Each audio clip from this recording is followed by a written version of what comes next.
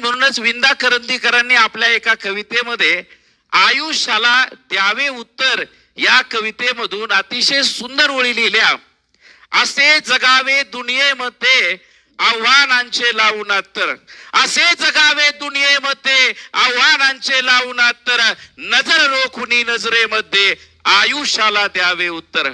नको गुलामी नक्षत्रांची भीती आंधळी ताऱ्यांची, नको गुलामी नक्षत्रांची भीती आंधळी ताऱ्यांची, आयुष्याला भिडता नाही चैन करावी स्वप्नांची.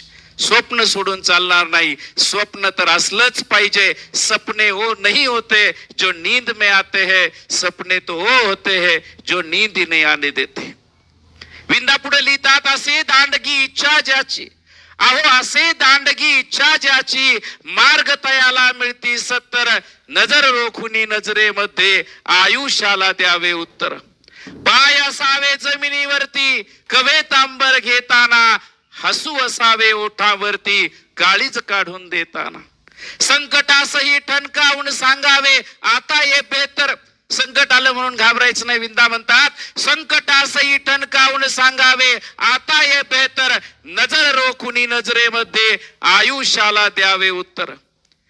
मरावं कसं माग ठेवावं काय असं म्हटलं जातं. कीर्ती माग राहते, तुम्ही आयुष्यात केलेलं कर्म माग राहतं, तुमची मूर्ती पाठीमागे उरत नाही.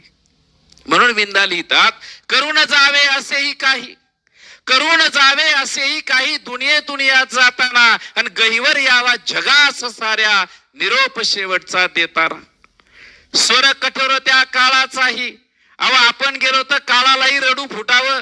स्वर कठोर त्या काळाचाही, क्षणभर व्हावा कातर कातर, नजर रोखुनी नजरेमध्ये आयुष्याला द्यावे उत्तर, नजर रोखुनी नजरेमध्ये आयुष्याला द्यावे उत्तर. नमस्कार, मी प्राध्यापक नवनाथ गीते.